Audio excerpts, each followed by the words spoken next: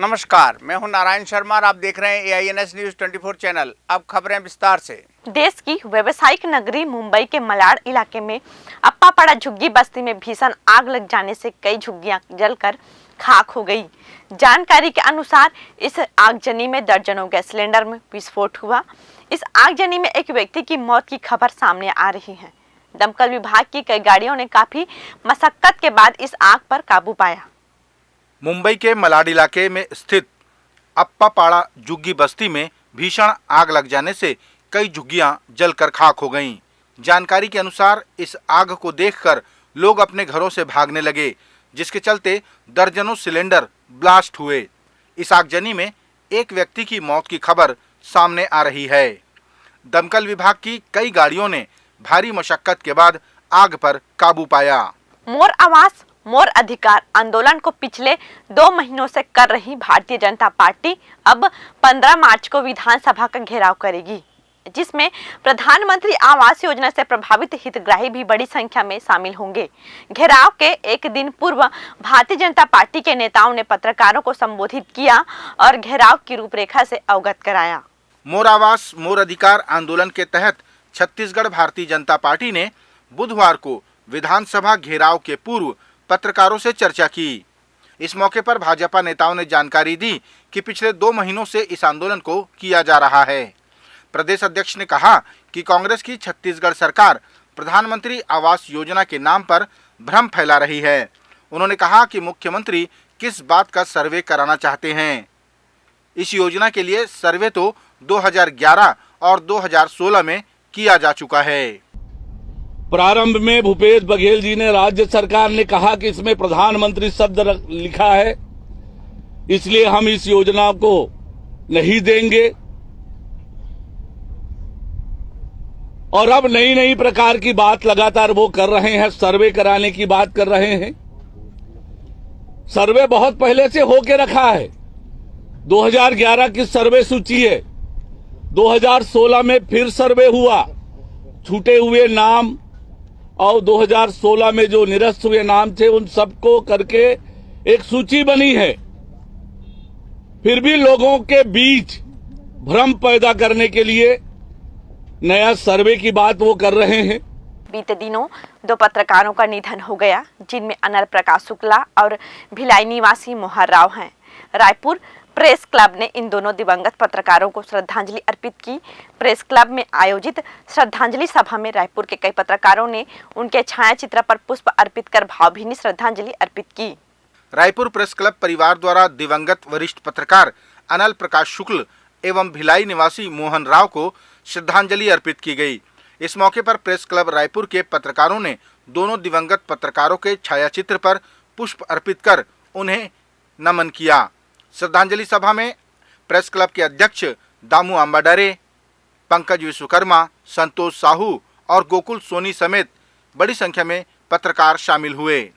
छत्तीसगढ़ सरकार द्वारा बेरोजगारों को बेरोजगारी भत्ता दिए जाने की घोषणा के बाद से राजनीति का शुरू होना भी लाजमी है। विपक्ष एक तरफ सरकार के बेरोजगारों को लेकर दिए गए आंकड़ों को प्रस्तुत कर रही हैं और बता रही हैं कि राज्य में 18,79,000 पंजीकृत बेरोजगार हैं। ऐसे में बेरोजगारी भत्ता की घोषणा से राज्य के बेरोजगारों के साथ यह सरकार धोखा कर रही है। छत्तीसगढ़ सरकार द्वारा राज्य के पंजीकृत बेरोजगारों को बेरोजगारी भत्ता 1 अप्रैल से दिए जाने की घोषणा के बाद से रोजगार कार्यालयों में भीड़ उमड़ने लगी है।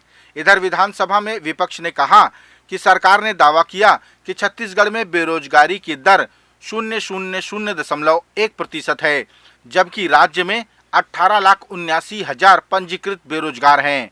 ऐसे में भारतीय जनता पार्टी के विधायक धर्मलाल कौशिक ने कहा कि सरकार ने प्राइवेट कंपनी से सर्वे कराकर राज्य में बेरोजगारी दर कम होने की पब्लिसिटी की, लेकिन एक चपरासी के पद के लिए 2.5 लाख आवेदन आना समझ से परे है।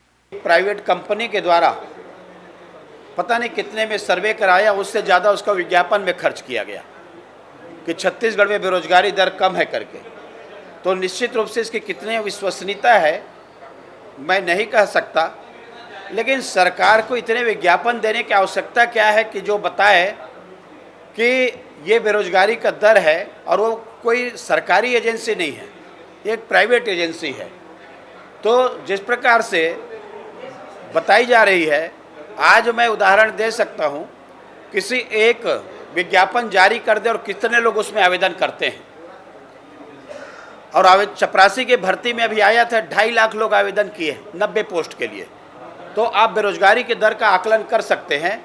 तो ये समझ से परे है और सत्य से परे है। बिलासपुर में आयोजित हुए सामूहिक विवाह कार्यक्रम में 14 जोड़ों का विवाह संपन्न कराया गया। इस समारोह की खास बात यह रही कि इसमें से एक जोड़ा मुस्लिम समुदाय का है, लेकिन उसने इच्छा जाहिर की कि वह भी हिंदू रीति रिवाजों से विवाह में शामिल होगा। सभी 14 जोड़ों का विवाह हिंदू रीति रिवाज से किया गया और आयोजन समिति द्वारा जोड़ों को आवश्यक वस्तुएं उपहार स्वरूप प्रदान की गई। स्वर्णिम प्रभात सेवा समिति बिलासपुर ने महंगी शादी और अनावश्यक खर्च से निजात दिलाने के उद्देश्य से सामूहिक विवाह का आयोजन किया। गौरतलब है कि इस दौरान 14 जोड़ों का हिंदू रीति रिवाज से विवाह संपन्न कराया गया। इस विवाह समारोह में सबसे खास बात ये रही कि इसमें शामिल एक जोड़ा मुस्लिम समुदाय का होते हुए भी उसने हिंदू रीति रिवाज से ही विवाह करने की इच्छा जाहिर की। 13 हिंदू परिवार से हैं, एक मुस्लिम परिवार है। उनको बुला के पूछा कि उनका कहना था कि हम मुस्लिम होके, मतलब लड़का लड़की दोनों मुस्लिम हैं, बिलासपुर से हैं। उनका कहना था कि हिंदू रीति रिवाज से शादी करना चाहता हूँ, हमको हिंदू रीति रिवाज पसंद है। समिति की प्रभा तिवारी ने बताया कि इस सफल आयोजन में सभी की मेहनत है। उन्होंने कहा कि समिति द्वारा सभी जोड़ों को दहेज स्वरूप जरूरत की सामग्रियां भी प्रदान की गई। ये सामूहिक विवाह हमारा एक सपना था, आज जो संपन्न हो रहा है आप लोग के सामने आप देख रहे हैं। और इसमें जितना हो सका हम गृहस्थ के समान दुल्हन को पूरे श्रृंगार के साथ उनका लहंगा उंगा सब हम लोग दिए हैं। और इतने अच्छे से अरेंज हम कर पाएंगे ये हमें विश्वास खुद ही नहीं था। हमारी पूरी टीम की मेहनत है और सभी के सहयोग से बहुत अच्छा संपन्न हो रहा है। कंवरधा में हुए धार्मिक विवाद और उसमें आरोपी बनाए गए भारतीय जनता पार्टी के कार्यकर्ताओं पर जिला बदर करने की कार्यवाही पर विपक्ष के विधायक धर्मलाल कौशिक ने आरोप लगाया कि सरकार कानून का राजनीतिकरण कर रही है और राजनीति का अपराधीकरण कर रही है। विपक्ष के आरोपों को निराधार बताते हुए सरकार के मंत्री रविंद्र चौबे ने कहा कि आरोपियों को जिला बदर की नोटिस जारी की गई है, जिला बदर नहीं किया गया है। भारतीय जनता पार्टी के विधायक धर्मलाल कौशिक ने आरोप लगाया कि कांग्रेस की सरकार में पुलिस का राजनीतिकरण और राजनीति का अपराधीकरण किया जा रहा है। उन्होंने कवर्धा में झंडे को लेकर उपजे विवाद में भाजपा के कार्यकर्ताओं पर कार्रवाई कर जेल भेजने की निंदा की। उन्होंने कहा कि अब राज्य सरकार भाजपाइयों पर जिला बदर की कार्रवाई करने जा रही है। कि जिस प्रकार से कांग्रेस के संरक्षण में पुलिस के द्वारा भारतीय जनता पार्टी के कार्यकर्ताओं को प्रताड़ित करने का काम पूरे प्रदेश में जो हो रही है, उसमें एक कवर्धा का भी मामला है कि कैलाश चंद्रवंशी, साथ ही सौरभ सिंह ठाकुर और विजय शर्मा, जो उस समय उनको जेल में बंद किया गया और उसके बाद जो बेल में आने के बाद में जिस प्रकार से जिला बदर की कार्रवाई के लिए कि पुलिस के द्वारा जो लगाई जा रही है कि जिला बदर की कार्रवाई इनके खिलाफ में होना चाहिए, मैं समझता हूँ ये सरासर राजनीति से प्रेरित है। और प्रेरित होकर के यदि इस प्रकार की कार्रवाई करेंगे तो भारतीय जनता पार्टी इसका जवाब देगी। इधर भारतीय जनता पार्टी के विधायक के आरोप को निराधार बताते हुए कृषि मंत्री रविंद्र चौबे ने कहा कि कवर्धा की सामान्य घटना थी, उसमें 5 आरोपियों को सिर्फ जिला बदर की नोटिस जारी की गई है। उन्होंने कहा कि भाजपा विधायक जिस नाम का जिक्र कर रहे हैं वो तो उसमें शामिल ही नहीं है। कवर्धा की सामान्य घटना थी, 5 लोगों के खिलाफ जिला बदर की नोटिस दी गई है। झंडा वाला जो प्रकरण हुआ था उसमें 3 मुस्लिम लड़के हैं और 2 अदर लड़के हैं। 5 के खिलाफ अभी नोटिस दिया गया है। एक नाम जिसका वो जिक्र कर रहे थे वो नाम तो उसमें शामिल ही नहीं है। तो राजनीतिक लाभ लेने के लिए इस प्रकार धार्मिक भावनाओं को लेकर सदन का वक्त जाया कर रहे थे, इसलिए गतिरोध उत्पन्न हुआ। ऐसी कोई घटना हुई नहीं। क्रिमिनल्स के खिलाफ पुलिस का जो रूटीन का काम है उसके अलावा कवर्धा में कुछ नहीं। छत्तीसगढ़ सरकार के अंतिम बजट में भी अनियमित कर्मचारियों को नियमित न करने पर अनियमित कर्मचारी आंदोलन की राह पकड़ चुके हैं। अनियमित कर्मचारियों का आरोप है कि सरकार ने अनियमित कर्मचारियों का संपूर्ण डेटा न होने का हवाला दिया। कर्मचारियों ने कहा, ऐसे कैसे हो सकता है, सभी कर्मचारियों का वेतन सरकार ही देती है। अनियमित कर्मचारियों को नियमित करने के मामले में राज्य सरकार ने डाटा न होने की बात कहकर विचार करने में जो असमर्थता जाहिर की है, उससे नाराज अनियमित कर्मचारियों ने आंदोलन की राह पकड़ ली है।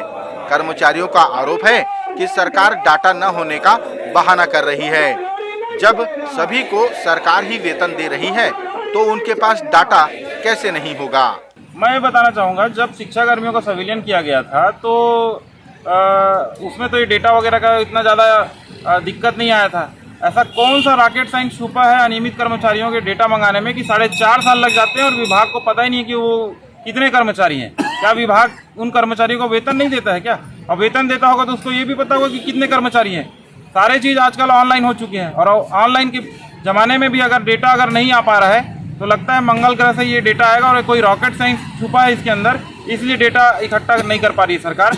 हमारे कर्मचारियों में गंभीर आक्रोश व्याप्त है और इस आक्रोश को प्रदर्शित करने के लिए आज बूढ़ा तालाब में हम सभी विधानसभा घेराव करने के लिए उपस्थित हुए हैं। छत्तीसगढ़ के अकलतरा विधायक सौरभ सिंह ने आरोप लगाया कि राज्य सरकार की जानकारी में अभाव होने के कारण तकनीकी संस्थाओं में 70% सीटें अभी भी रिक्त हैं। ऐसे में युवाओं के भविष्य का क्या होगा? उन्होंने आरोप लगाया कि सरकार द्वारा इन 4 सालों में कोई भी उद्योग या संस्थाओं का सृजन नहीं किया गया, जहां राज्य के युवा प्रशिक्षण लेकर अपने भविष्य को संवार सके। छत्तीसगढ़ के अकलतरा विधायक सौरभ सिंह ने आरोप लगाया कि राज्य सरकार की जानकारी के अभाव के चलते तकनीकी संस्थाओं की 70% सीटें आज भी रिक्त हैं। युवाओं के लिए राज्य सरकार द्वारा किसी भी उद्योगों या संस्थानों की स्थापना ही नहीं की गई, जहां वे प्रशिक्षण प्राप्त कर सकें। उन्होंने आरोप लगाया कि सरकार राज्य के युवाओं के भविष्य के साथ खिलवाड़ कर रही है।